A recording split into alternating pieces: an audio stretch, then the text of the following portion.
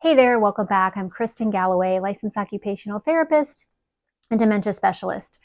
I've had several questions lately come up from my videos on mobility and dementia, and I wanted to go over a couple of pieces of adaptive equipment that might be helpful for helping someone who is starting to have some mobility challenges. Okay, so these are devices for walking primarily.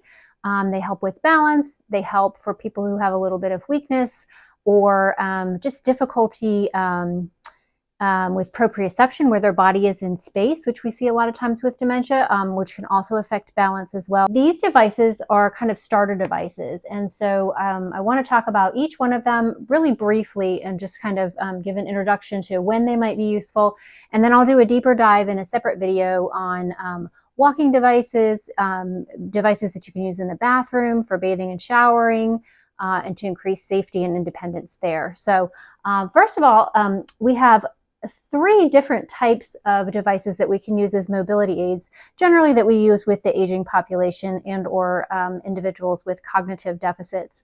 So you won't see any crutches here or knee scooters. Those are very specific items that are either used for a younger population or they're used for a specific injury or surgical recovery or something like that.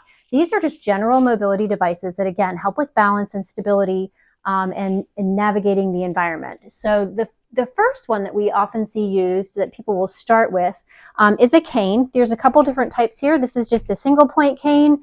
It does have a lift assist handle, which is really nice. This was provided by some of my friends over at the Carex Corporation. I really like this one because it can help you stand from seated. Typically, we will not pull on a mobility device to stand up, but this one does have this little lower handle that can assist with that a little bit, which is really a nice feature.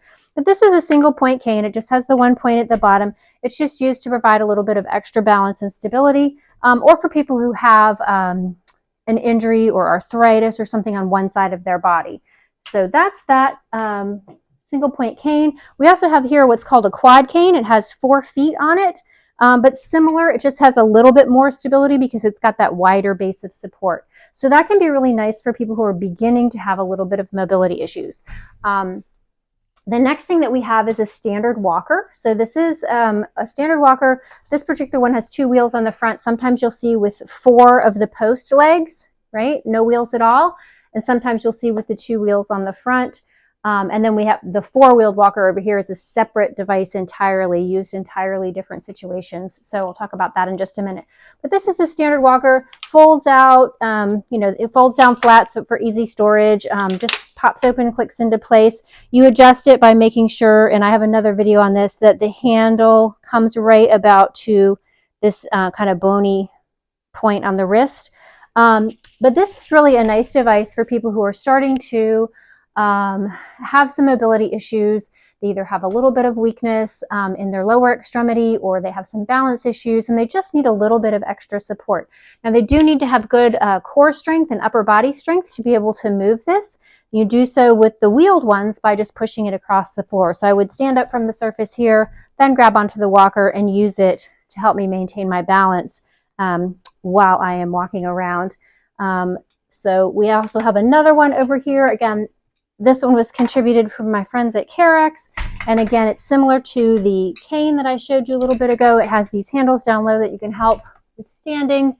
Typically, we wouldn't recommend that with the standard walker. Like I said, we would push up from the surface and grab the handles, but this one is specially designed to be more stable and to have that push-up point there. But again, it's used pretty much in the same way. You can see this one does not have the wheels on it. If this is the kind of thing where you would pick it up and actually step with it versus pushing it along a surface like this one. Although these rubber feet can be switched out for what they call skis. They're little slick, they actually look like water skis, little slick plastic devices that go on each of those. It makes it a little bit easier to slide across a carpeted surface, but you wouldn't be able to do that outdoors. So lots of different options with these. So I really highly recommend that you seek advice from either a physical therapist or occupational therapist locally, a mobility specialist who can help you choose the right device for the person that you are caring for based on what their abilities are and what their challenges are. So each one of these are really useful for very specific different situations, but they're all kind of starter equipment for people who are starting to have mobility challenges. And the final device that I'm going to go over with you really quickly today is this rollator walker, sometimes called a four-wheel walker.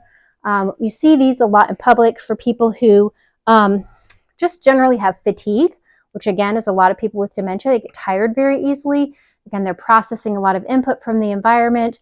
Mental work can also make us physically tired. So these are really nice just because they have the seat, right? And we can walk with it for a little bit. And then if we get fatigued and need to take a break, we can lock there and just sit down here. It's also nice because it has storage here. A lot of individuals like that, they can keep their handbag or wallet or car keys in there or whatever. But this does roll smoothly. It's nice for indoor and outdoor use. Again, just a really nice starter piece of equipment for people who are having some mobility challenges and just need a little bit of extra support. So I hope this helped to clear up some of the questions from some of my other videos. I will link all of these products in the description of this video below if you're interested in checking any of them out further. But again, I highly recommend that you consult with a mobility specialist, either a physical therapist or an occupational therapist in your local market. Those visits are generally covered by insurance. Sometimes you have to see your primary care physician first and get a referral. But especially if you are working with someone who has had a fall recently, or you're worried about noticing that they're tripping or having some balance issues, certainly go see either a physician or a local mobility specialist to help you find the right piece of equipment for your loved one. I hope you found that helpful. Thanks for joining me. Give me a thumbs up if you enjoy this content. Be sure to subscribe to the channel, and I'll see you next time.